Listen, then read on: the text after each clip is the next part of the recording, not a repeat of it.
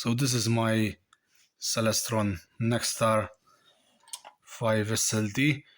It's a Schmidt cassegrain telescope, which means it has a mirror inside, and actually the light goes in, it bounces back, there's a secondary mirror here, and it bounces back and comes out here to the focuser out back.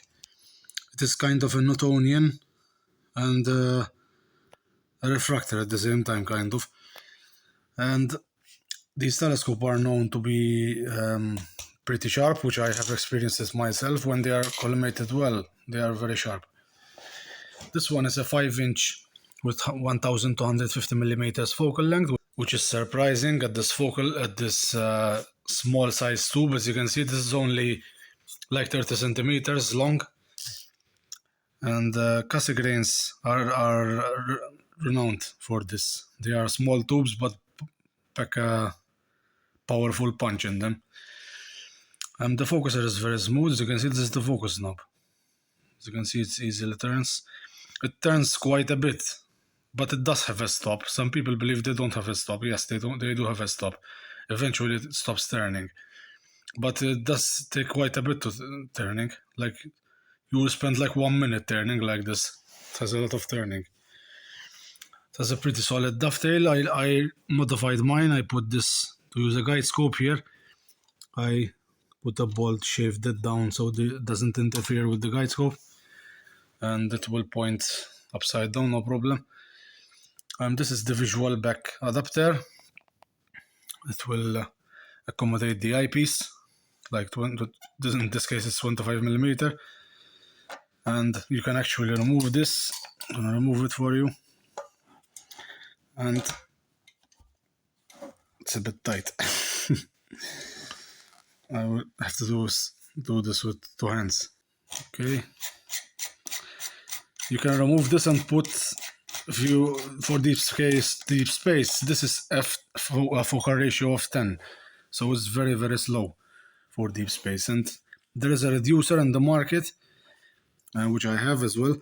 It's a 0.63 reducer you can install here and use 105 millimeters backspacing to the sensor, to the camera sensor, which I have a video about as well, how to achieve that backspacing.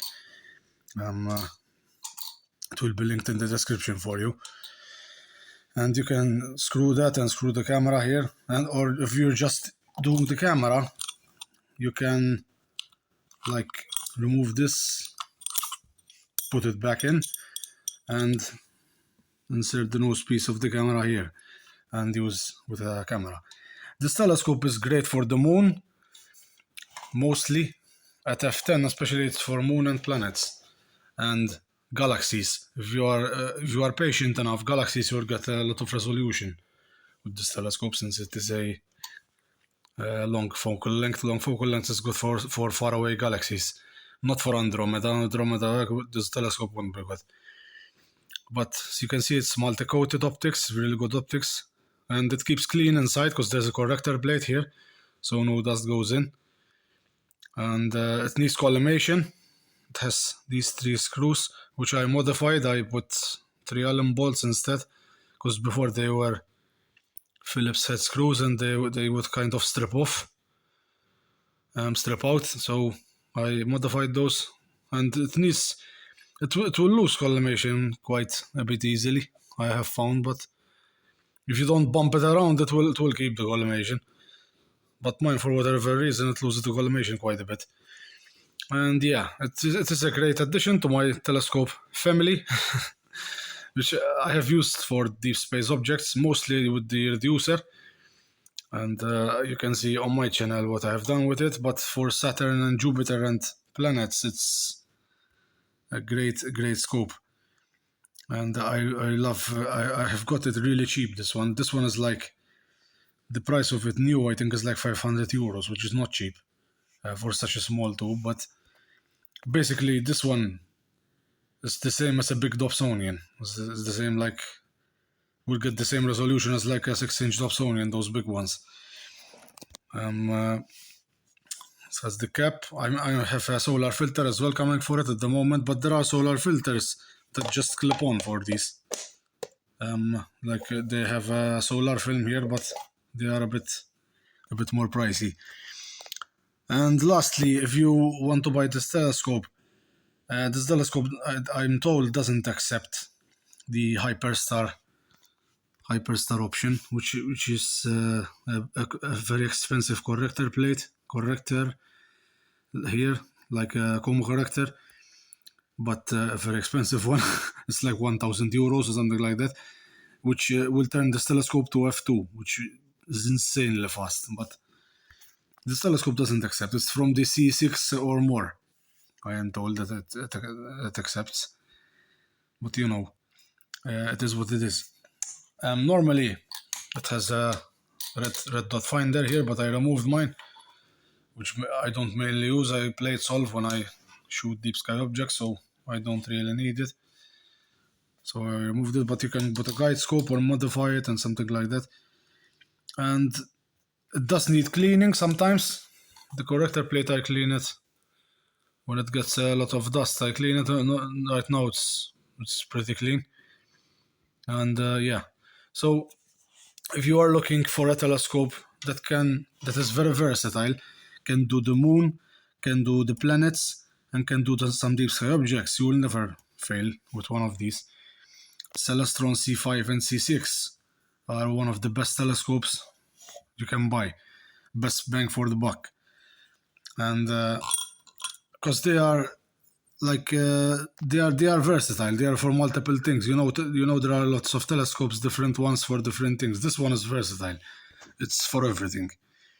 And like close-up shots of galaxies, close-up shots of nebulae, close-up shots of the moon, really good resolution on the planets. You can see videos on my channel, like getting Jupiter. It's really sharp. When it's in perfect collimation, it's really sharp, this one. But the tricky thing is collimation. You can't really use a collimation cap with this one. You need to use an unfocused star and get the... I have a video about this on my channel as well, how to collimate this. But basically you need to get the center spot, which is the star, the unfocused star, as central as possible. Which is kind of a bummer, but I have a video explaining on how to do it indoors. You don't have to go outside. You use a fake star, I call it. And yeah, so that's a small review for you. If you may be interested in buying a telescope, I recommend you to buy this used, not new. Used you can buy fairly good ones for like 200, but depends. I bought mine 200 with the mount, and I sold the mount for 200. So this one came in free for me. I didn't pay anything. And actually I can sell this and get like 300 for it. But I won't, as it's served me very well. This telescope will fit on a Skywatcher Adventure GTI also. So if you have a Skywatcher Adventure GTI and want to get a powerful telescope for it, this is like the most powerful telescope you can get for it, and it will balance, don't worry. This is only I think 3 kilos or 2.7 kilos, I'm not really sure, but it's not heavy. If I remember well, it's 2.7 kilos, this one. So even when you add the camera and stuff, it will balance. But the guide scope, I put it here because its balance is better. When it was here, it wasn't balancing well on the GTI. So that's a little tip for you. If you have the GTI, reposition the guide scope here, and here it balances okay now. So that's a little tip for you. Which my GTI is sitting there under the cover. But that's my only equatorial mount, and that will fit on it. So if you like this small review, give it a thumbs up and subscribe to my channel. Clear skies.